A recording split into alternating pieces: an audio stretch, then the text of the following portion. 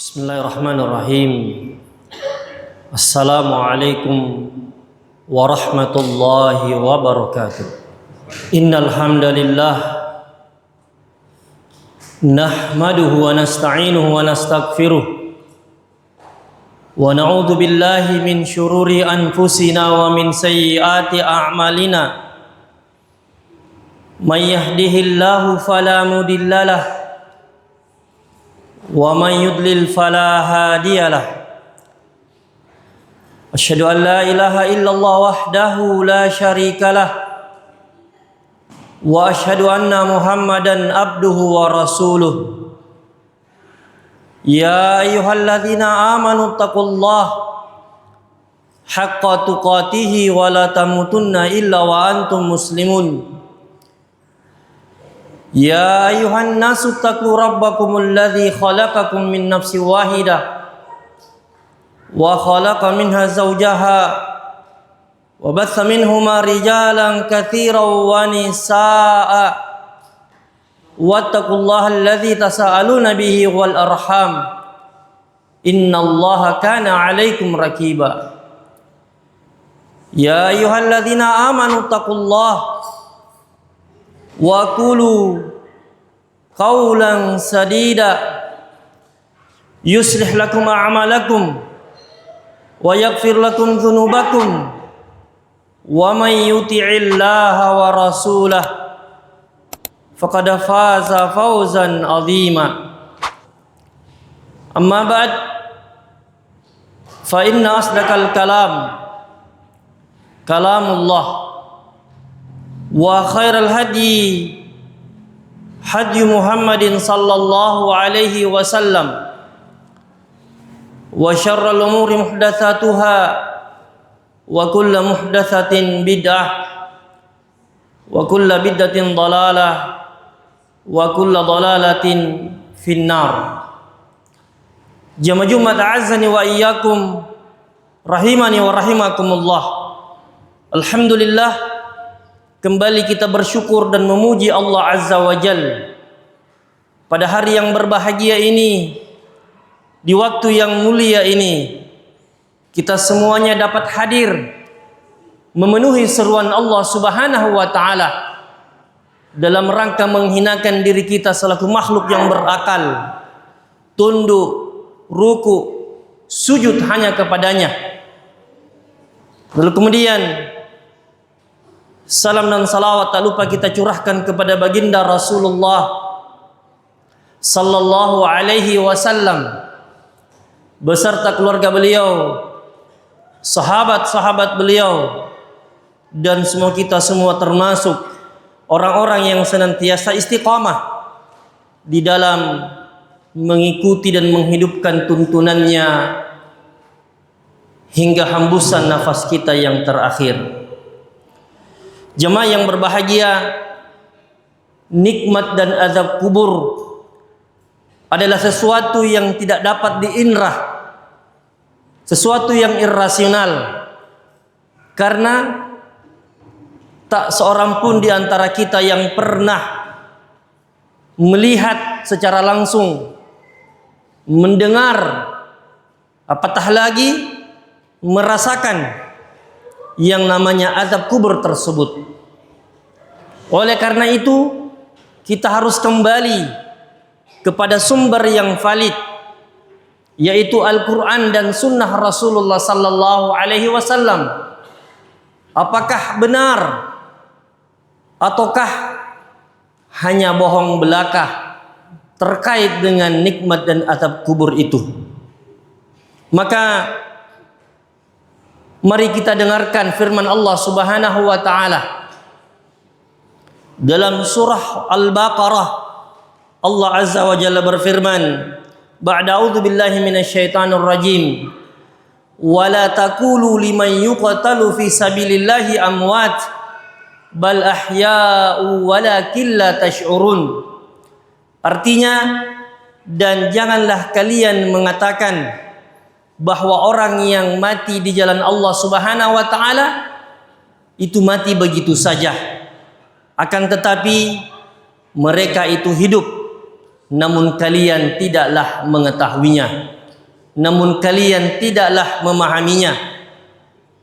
Dalam ayat yang lain, dalam surah Ali Imran, Allah Subhanahu wa taala berfirman, "Wala tahsabanna alladhina qutilu fi sabilillahi amwata bal ahya'u inda rabbihim yurzakun." Dan janganlah kalian mengira bahwa orang yang meninggal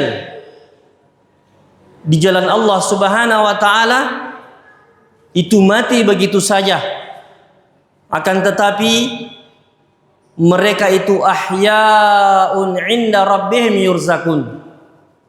Mereka mendapatkan rezeki dari sisi Allah Subhanahu wa taala.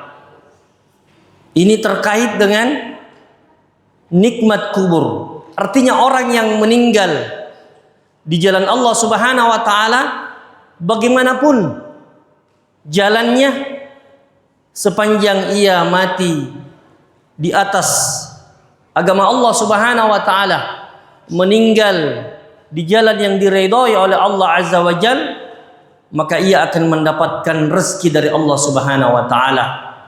Ia akan hidup mendapatkan berbagai kenikmatan dari Allah Subhanahu wa taala. Lalu kemudian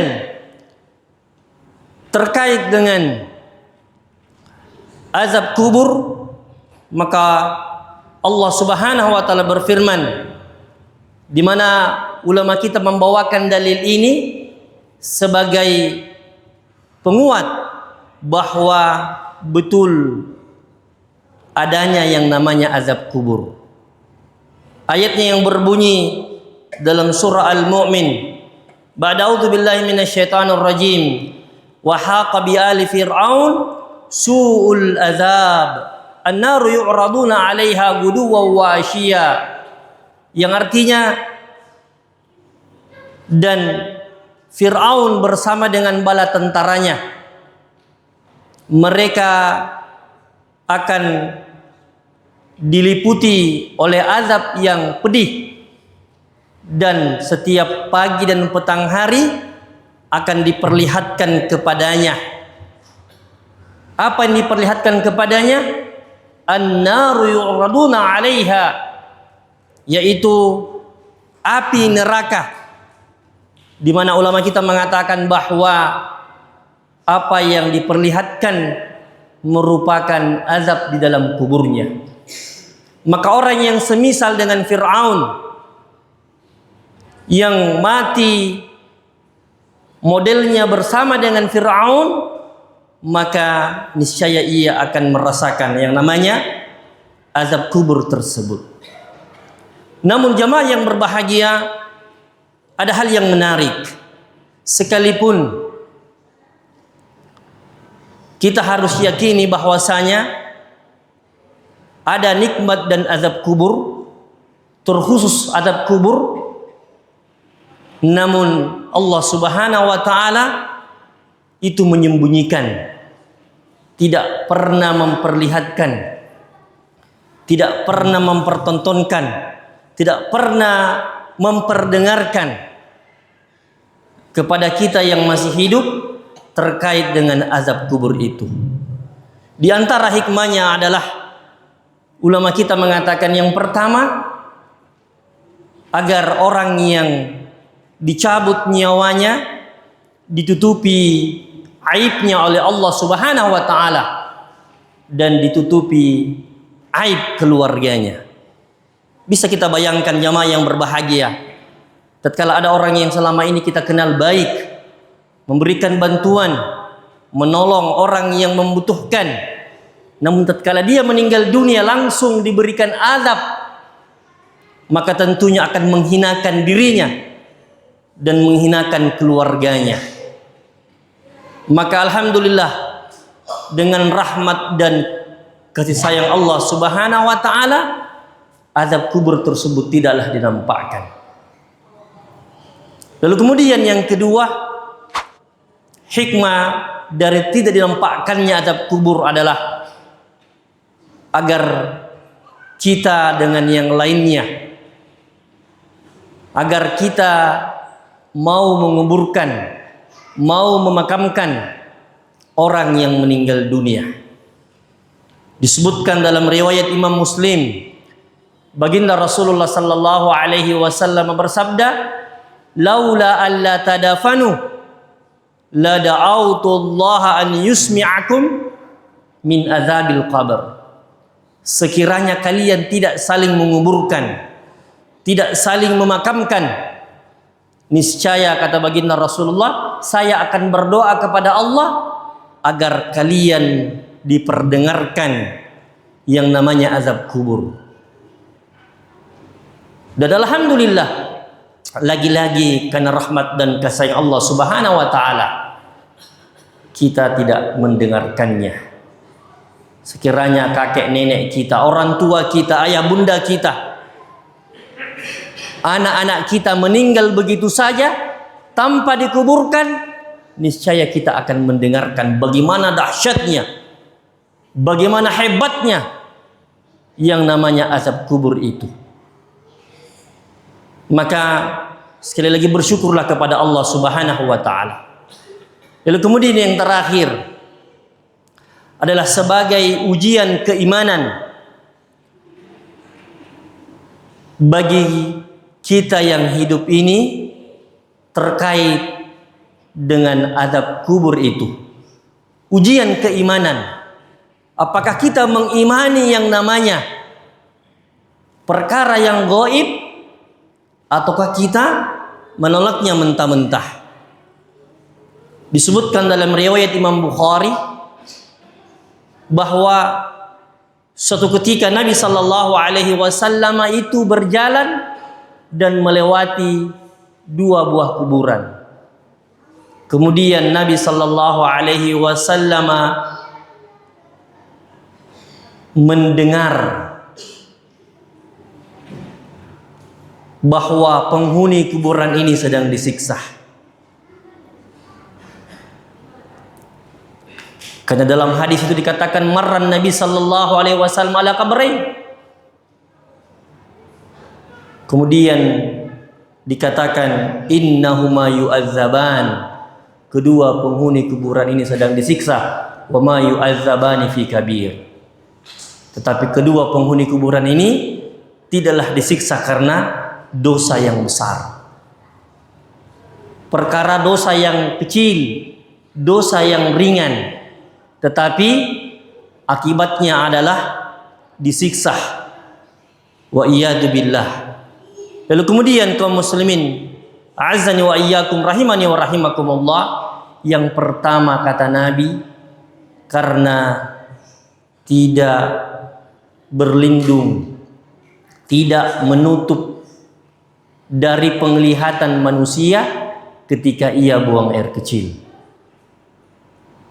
Artinya orang yang buang air kecil, kemudian orang memandang kepadanya, atau ia buang air kecil, mempertontonkan dirinya sedang buang air kecil, maka orang yang seperti ini akan diazab. Dan ini banyak kita saksikan. Dan anehnya terkadang ada masjid yang memfasilitasi model yang seperti ini. Maka hendaklah masjid-masjid itu merubah, tidak menyediakan fasilitas buang air kecil yang modelnya berdiri, kemudian orang lalu lalang di belakangnya.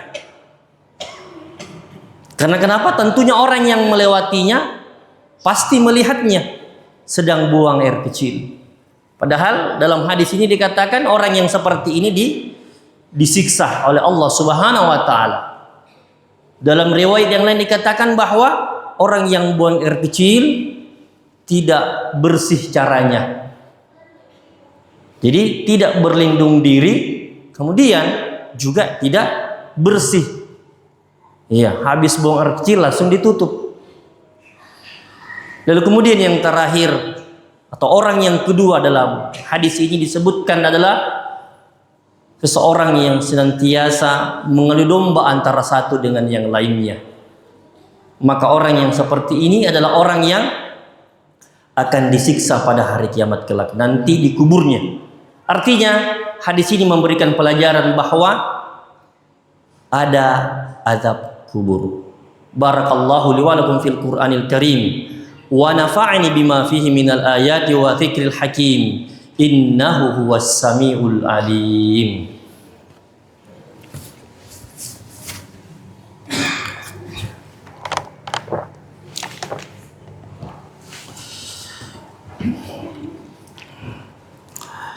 Alhamdulillahi hamdan katsiran tayyiban mubarakan fih kama yuhibbu rabbuna wa yarda. Asyhadu an la ilaha illallah wahdahu la syarikalah wa asyhadu anna Muhammadan abduhu wa rasuluhu, amma ba'd. Jemaah Jumat azani wa iyyakum rahimani wa rahimakumullah. Suatu ketika baginda Rasulullah sallallahu alaihi wasallam bersabda seraya mengatakan, istajiru billahi min azabil qabr fa inna azabal qabr haqq. Mohon perlindunganlah kepada Allah dari azab kubur, karena sungguhnya azab kubur itu benar adanya. Artinya tidak bisa kita menolaknya, karena benar adanya, terjadi. Sekalipun ini perkara yang gaib, yang tidak dapat diinrah, tetapi kita harus yakini. Dalam riwayat yang lain bahwasanya Aisyah radhiyallahu anha pernah mengatakan bahwa fama ra'aitu Rasulullah sallallahu alaihi wasallam shalla salatan illa ta'awwadza billahi min adzabil qabr. Ibunda Aisyah mengatakan, saya tidaklah pernah melihat Nabi itu salat satu salat saja melainkan Nabi memohon agar ia berlindung dari azab kubur. Kalau Nabi saja berlindung, maka kita lebih pantas untuk berlindung kepada Allah Subhanahu wa taala. Maka dalam riwayat Imam Muslim, Nabi sallallahu alaihi wasallam bersabda, "Idza faraga ahadukum minat tasyahhudil akhir falyaqul." Apabila kalian sudah selesai mengucapkan tasyahud yang terakhir. Kalau kita tasyahud, ucapan yang terakhir yang kita ucapkan adalah innaka hamidun majid. Lalu kemudian kita diperintahkan untuk berlindung dari 4 perkara. Falyata'awwadz billahi min arba'. Maka hendaklah ia memohon perlindungan dari 4 perkara. Apa itu? Min azabil qabr, wa min azabi jahannam, wa min fitnatil mahya wal mamat, wa min syarri fitnatil masihid dajjal. Ini 4 yang kita harus berlindung kepadanya. Dalam doa dirangkum dengan Allahumma inni a'udzubika min azabi jahannam, wa min azabil qabr, wa min fitnatil mahya wal mamat, wa min syarri fitnatil masihid dajjal. Semoga kita semuanya termasuk orang-orang yang dimudahkan oleh Allah Subhanahu wa taala untuk mendapatkan nikmat di dalam kubur kita, dan semua kita semua termasuk orang-orang yang dilindungi oleh Allah Azza wa Jalla dari azab di dalam kubur kita. Akhirnya marilah kita berdoa kepada Allah Subhanahu wa taala. Innallaha wa malaikatahu shalluna 'alan nabi. Ya ayyuhalladzina amanu sallu alaihi wa sallimu taslima. Allahumma ighfir lil mu'minina wal mu'minat wal muslimina wal muslimat al ahya'i minhum wal amwat innaka sami'un qaribun mujibu da'wati ya qadiyal hajat. Rabbana ighfir lana wa li ikhwanil ladzina sabaquna bil iman wa la taj'al fi qulubina ghillan lil ladzina amanu rabbana innaka ra'ufur rahim. Rabbana hab lana min azwajina wa dhurriyyatina qurrata a'yun waj'alna lil muttaqina imama. Rabbana atina fid dunya hasanah wa fil akhirati hasanah wa qina adzabannar. Wa sallallahu ala nabiyyina Muhammadin wa ala alihi wa ashabihi ajma'in. Qumu li salatikum.